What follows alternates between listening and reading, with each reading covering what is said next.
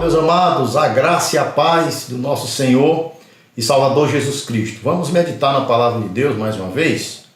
Desta feita na carta de Paulo aos Efésios, capítulo de número 6, leremos os versículos de 10 ao 20, a armadura de Deus.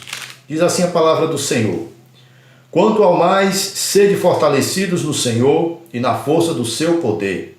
Revesti-vos de toda a armadura de Deus, para poderdes ficar firmes contra as ciladas do diabo.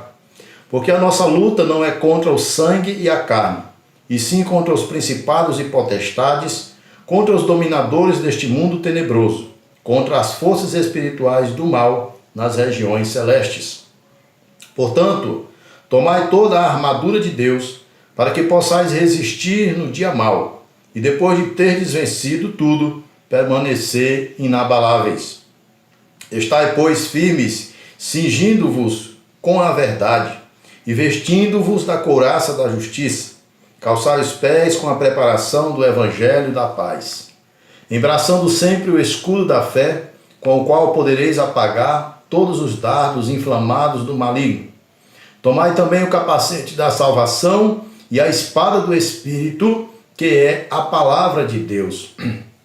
Com toda oração e súplica, orando em todo o tempo no Espírito, e para isso vigiando com toda perseverança e súplica por todos nós. E também por mim, para que me seja dado no abrir da minha boca a palavra, para com intrepidez fazer conhecido o mistério do Evangelho, pelo qual sou embaixador em cadeias, para que em Cristo eu seja ousado para falar como me cumpre fazê-lo. Amém. Vamos orar? Santo Deus, Pai eterno, te damos graças porque o Senhor é bom e a tua misericórdia dura para sempre. Queremos te agradecer, ó Pai, por mais um dia de vida, pelas bênçãos derramadas, pelo suprimento das necessidades, pela saúde que temos e por toda a tua proteção e provisão em nossas vidas. Rogamos, ó Deus, que fale conosco neste momento, através da tua santa palavra, em nome de Jesus. Amém. Meus amados irmãos, na carta aos Efésios, Paulo tem uma preocupação de equipar os santos para a batalha. Ele inicia a carta falando das bênçãos de Deus para nós em Cristo Jesus. Ele ora pelos crentes de Éfeso. Ele fala a respeito da salvação pela graça de Deus através de Cristo. Ele fala da vocação aos gentios. Ele fala também do ministério dos santos. Ele aconselha as famílias, servos, senhores, marido, mulher, filhos. E, por fim, ele fala a respeito da batalha espiritual, que é, na verdade, a maior preocupação do apóstolo Paulo nesta carta. Fazer os crentes de Éfeso entenderem que nós vivemos numa guerra espiritual. E tudo aquilo que ele fala nesta carta é, na verdade, para colocar estes crentes numa situação, numa dimensão espiritual, privilegiada, numa situação espiritual de alguém que esteja de fato pronto para esta guerra, pronto para enfrentar os grandes desafios que nós temos pela frente. Versículo de número 10, ele diz: Quanto ao mais, sede fortalecidos no Senhor e na força do seu poder. Ou seja, ele já havia falado a respeito de tudo isso que falei inicialmente, e ele tem algo a acrescentar nesse momento, algo essencial, algo fundamental, algo que ele não poderia encerrar esta carta sem falar nesse assunto, sem dar esses últimos conselhos para que de fato o seu objetivo com esta epístola fosse alcançado, de ter crentes preparados para a batalha espiritual. Por isso ele diz: quanto ao mais, sede fortalecidos no Senhor e na força do seu poder. Não há, meus amados irmãos, nenhuma fórmula mágica, não há nenhuma outra fonte de poder que torne este homem capaz de vencer esta guerra, a não ser no Senhor. Você pode procurar, e eu sei que há inclusive crentes procurando outros meios de vencer esta batalha, de se fortalecerem, né?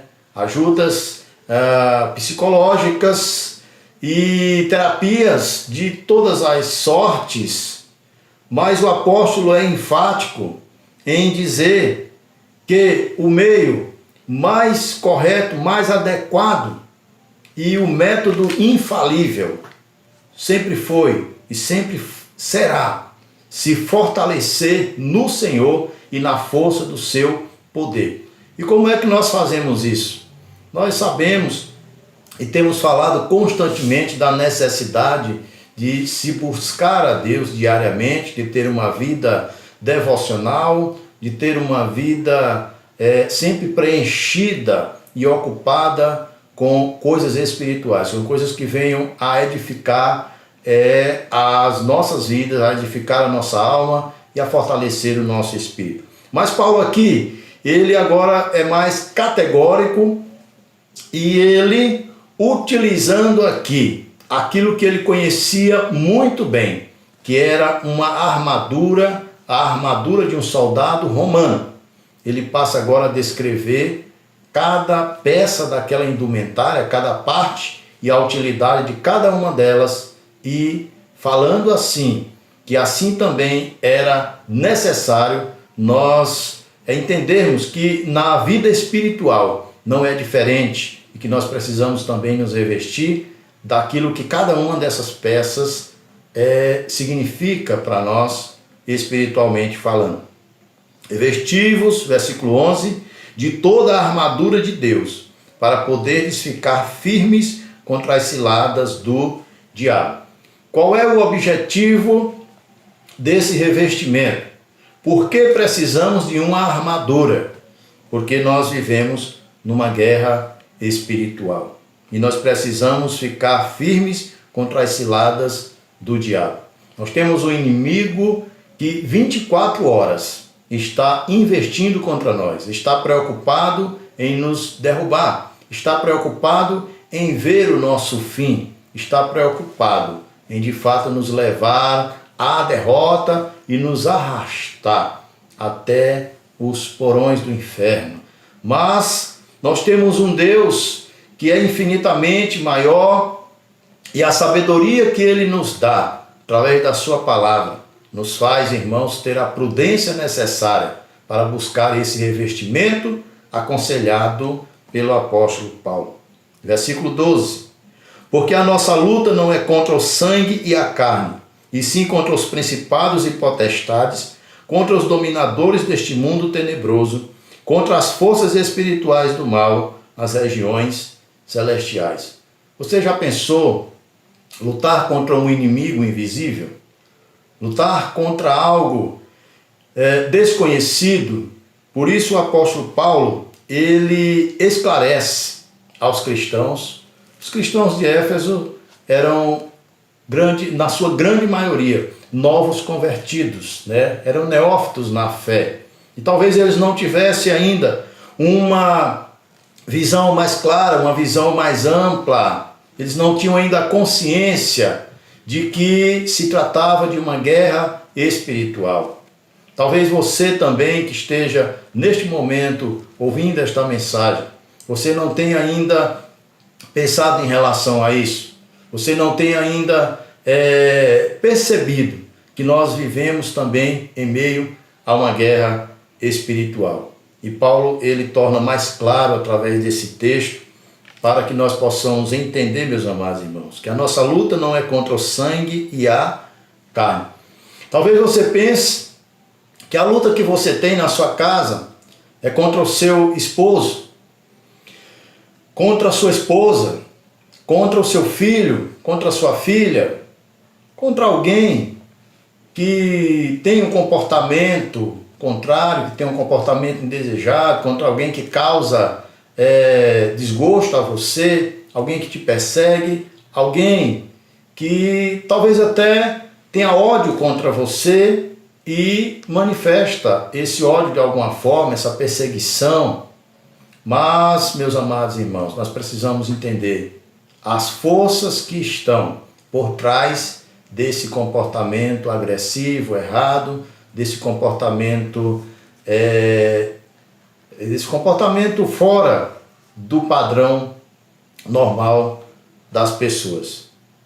Há uma guerra espiritual, há seres espirituais, e Paulo diz assim, que não é contra o sangue e nem é contra a carne. Nós vivemos aqui neste mundo, no mundo físico, nós corremos, em busca daquilo que necessitamos, nós enfrentamos inúmeros desafios no nosso dia a dia, nós nos deparamos com várias pessoas de vários comportamentos, mas em meio a este mundo físico que nós vivemos, há também um mundo espiritual.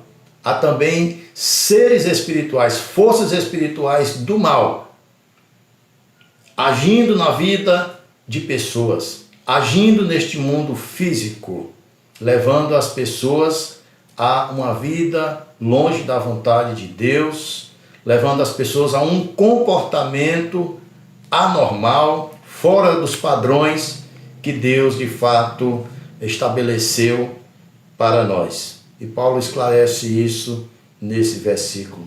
Ele diz assim: e sim contra os principados e potestades, contra os dominadores deste mundo tenebroso, contra as forças espirituais do mal nas regiões celestes. Existem seres espirituais, há uma hierarquia entre esses seres, há uma ação coordenada desses seres espirituais. Satanás era um anjo de Deus, Lúcifer, que galgava um posto de alta patente, se é que assim podemos dizer, no céu, tinha acesso à presença de Deus, mas ele se rebelou contra o Senhor, ele pelejou no céu, a terça parte dos anjos seguiram Satanás na sua rebelião e ele foi expulso do céu, foi precipitado do céu.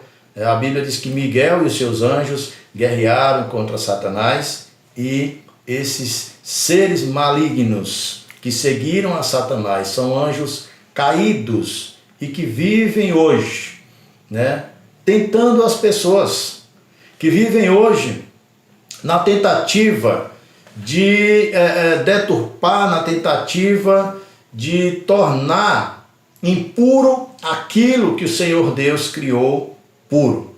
Essa primeira tentativa e foi, digamos assim, bem sucedida no Jardim do Éden, quando a serpente induziu a mulher, levou Eva a pecar, consequentemente Adão, e a consequência desse pecado tão terrível está sobre toda a raça humana. E essa batalha espiritual, ela continua e ela só terá fim, meus amados irmãos, quando o próprio Jesus, diz a palavra de Deus, com o sopro da sua boca, ele há de destruir todas essas forças, ele há de lançar no abismo, o inferno, a morte e todos esses seres espirituais que fazem batalha contra o povo de Deus. Versículo 13. Portanto, tomai toda a armadura de Deus, para que possais resistir no dia mau, e depois de terdes vencido tudo, permanecer inabaláveis. Veja só, meus irmãos, há uma preocupação aqui do apóstolo Paulo, de que depois que nós vencermos tudo, ou que nós acharmos que vencemos, e na nossa vida há alguns momentos, alguns dias, em que a gente acha que está tudo calmo, está tudo tranquilo, e nós somos tendenciosos a baixarmos a guarda nesse período. Mas ele diz assim, para que possais resistir no dia mau, e depois de teres vencido tudo, permanecer inabaláveis. O importante não é só vencer, mas é permanecer invencível, é permanecer inabalável. O importante é permanecermos vigilantes, porque os maiores perigos das nossas vidas nós encaramos quando nós baixamos a guarda. Nós ficamos vulneráveis, nós deixamos de vigiar, nós deixamos de nos revestir deste poder do alto. E aí é onde mora o perigo. Isso aconteceu com o rei Davi, no caso de Batseba, quando o exército de Israel estava em campo de batalha. A arca da aliança ali estava também, e Davi estava em seu palácio, né? Davi estava, e no momento de descontração, Davi observa aquela mulher que tomava banho, Davi deseja aquela mulher, Davi projeta um adultério, projeta um homicídio e executa tudo isso. E só depois ele se dá conta do tamanho do mal que ele praticou e da maldição que ele atraiu para si próprio, para dentro da sua própria casa. Davi chorou amargamente, se arrependeu. Isso está registrado, a sua oração de confissão no Salmo 51. Porém, ele sofreu as consequências. E isso está registrado na palavra de Deus para complementar, né, tudo aquilo que de fato nós temos falado e que é real. Nós não podemos baixar a guarda. Nós vivemos numa constante guerra espiritual, né? E voltando ao texto, versículo de número 14. Estai, pois, firmes, cingindo-vos com a verdade, vestindo-vos da couraça da justiça. Primeira peça da armadura citada aqui pelo apóstolo Paulo é o cinto, né? E este cinto é a verdade. O cinto era uma parte muito importante, porque ela mantinha a firmeza, né? Ele mantinha o cinto e mantém até hoje, né? Todos os homens, a maioria dos homens gostam de usar o cinto, e é fundamental, e a gente se sente de fato mais seguro, mais firme, e tinha de fato essa utilidade. Além de ser o lugar onde a espada era carregada, né, numa bainha, que por sua vez era estava no cinto, né, era colocada no cinto, e o cinto protegia o abdômen também por uma possível golpe de espada, e o cinto mantinha a túnica firme no corpo, facilitando, possibilitando uma locomoção, né, tranquila, sem nenhum empecilho por conta das vestes. Este cinto, traduzindo para o mundo espiritual, Paulo fez isso, é a verdade. Viver a verdade, andar na verdade, falar a verdade, e nós sabemos que esta verdade é Cristo. Eu sou o caminho e a verdade e a vida. Ninguém vem ao Pai a não ser por mim. Esta verdade é a palavra de Deus. João 17:17, Jesus disse: santifica-os na verdade, a tua palavra é a verdade. Esta verdade que a filosofia até hoje procura, e falam que não há uma verdade absoluta. Jesus estava diante de Pilatos, e Pilatos diz assim: o que é a verdade? E estando diante de Jesus, a verdade encarnada e a fonte de toda verdade de Deus. Precisamos viver a verdade, precisamos conhecer a verdade, precisamos praticar a verdade da palavra de Deus. Ele fala da couraça da justiça.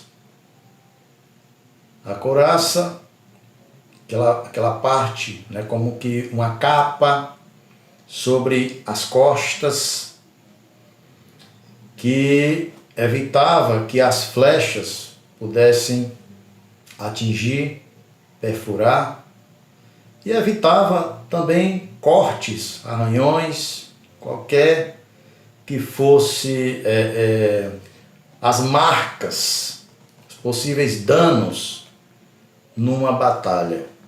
Precisamos, meus amados irmãos, da verdade e da justiça. A couraça é comparada à justiça.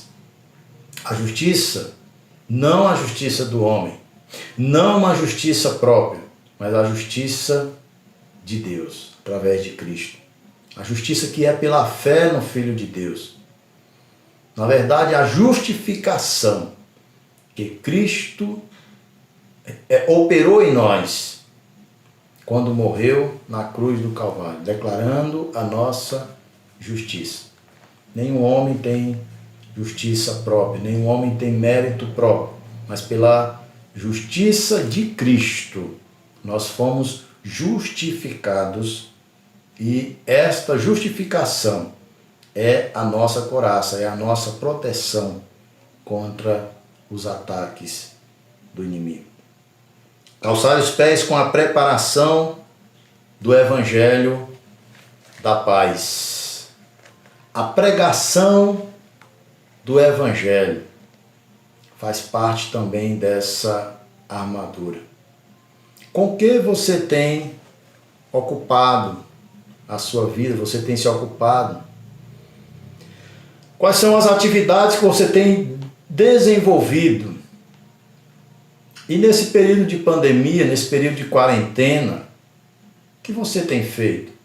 Quais as mensagens que você tem enviado para os seus amigos? Quais os empenhos que você tem feito para tentar transmitir a mensagem do Evangelho para alguém? A sandália dos pés de um soldado romano era revertida, fortalecida, preparada para não andar facilmente quebrando, para oferecer proteção aos seus pés, para permitir firmeza, seja no ataque, seja na defesa. O Evangelho, a pregação do Evangelho tem essa prerrogativa, meus amados irmãos. Portanto, não perca tempo com coisas fúteis, com coisas inúteis, mas gaste o seu tempo enviando para alguém uma mensagem de Deus. Hoje nós temos vários meios para utilizarmos na pregação do Evangelho. Hoje nós estamos vetados daquele contato corpo a corpo, mais próximo. Mas isso abriu a porta também para um contato virtual, para a evangelização à distância. Mas nós temos que utilizar das ferramentas que temos para pregar o Evangelho, meus amados irmãos. Embraçando sempre o escudo da fé, com o qual podereis apagar todos os dardos inflamados do maligno. O escudo romano ele era bem grande, tá? Tamanho para proteger um corpo, né, de um soldado. Ele tinha partes de madeira, parte de ferro e um revestimento de couro. E eles costumavam molhar, para que quando viesse as flechas ou as lanças inflamadas por quê? Porque eles utilizavam de um combustível, né? E colocavam pinche, betume naquelas lanças e tocavam fogo. Então normalmente vinham aquelas lanças ou aquelas flechas ardendo em fogo. E quando eles defendiam com o escudo, estava úmido, era mais fácil conter e evitar um incêndio, enfim. Esses são os dados inflamados do maligno. Espiritualmente falando, meus irmãos, o inimigo ele lança os seus dardos inflamados constantemente contra nós. São calúnias, são ofensas, são investidas do diabo para tentar atingir o povo de Deus, para tentar nos derrubar, para tentar nos inflamar com o fogo do inferno. Mas o escudo da fé é suficiente para nos proteger desses dardos inflamados do maligno. Tomai também o capacete da salvação e a espada do Espírito, que é a palavra de Deus. As duas últimas peças dessa indumentária é o capacete da salvação. É fundamental que você tenha a certeza da sua salvação. O capacete era talvez a peça mais importante de uma armadura do soldado romano, até os dias de hoje, porque normalmente o inimigo tenta atingir na cabeça, né? Se ele conseguir atingir a cabeça, a possibilidade da letalidade é quase que 100%. E traduzindo para o mundo espiritual, meus amados irmãos, Satanás ele age da mesma forma. E você precisa ter a certeza da sua salvação, porque ele vai tentar colocar na sua cabeça que você está perdido, que você está derrotado, que não vale a pena lutar, que não vale a pena sacrificar.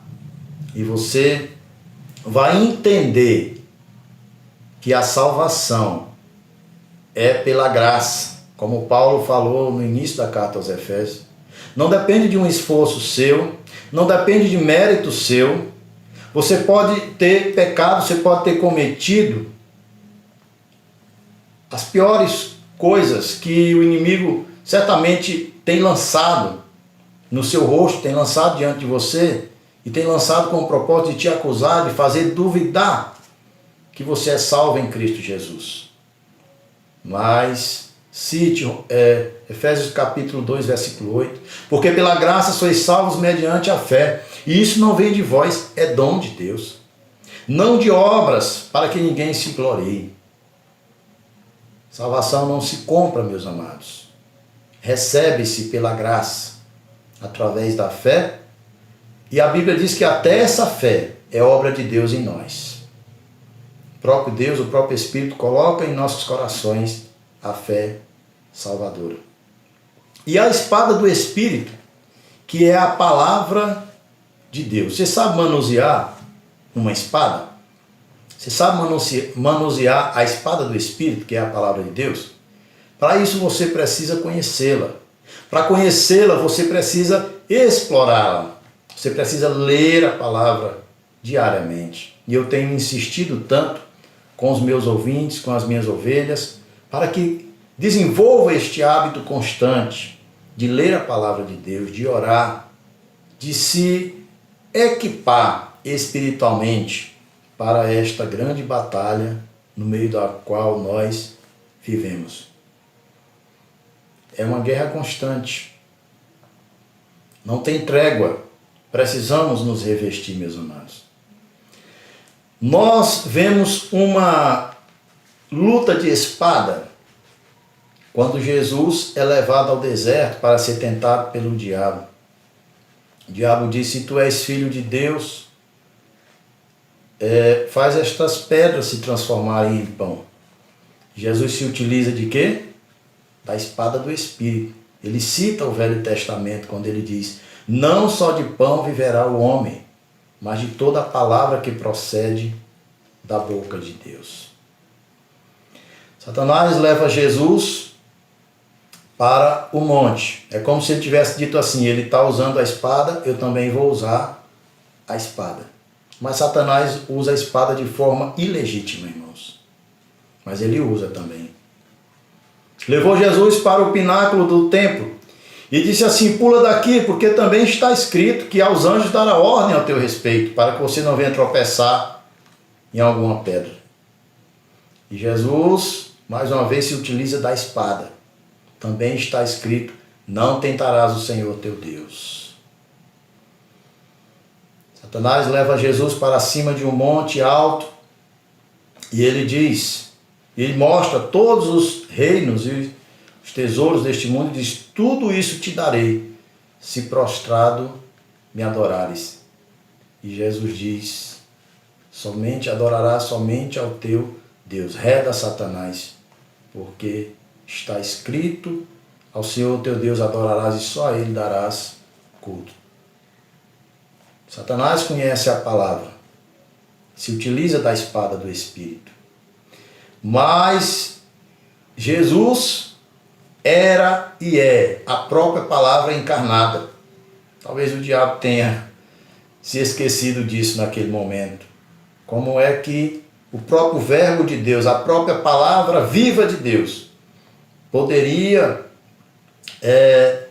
ser contraditado pelo inimigo se utilizando falsamente da palavra também.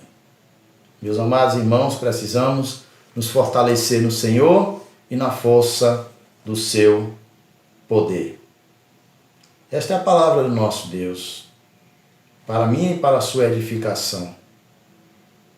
Eu gostaria de orar, encerrando neste momento. Nosso Deus, nosso Pai, muito obrigado pela Tua palavra que nos fortalece. Venha, ó Espírito de Deus, nos revestir de toda a armadura para que possamos vencer nesta guerra espiritual. Nós te louvamos e te bendizemos, em nome de Jesus. Amém. Muito obrigado, meu amado irmão, minha amada irmã, pela sua atenção e que Deus possa abençoar você e toda a sua família. Amém.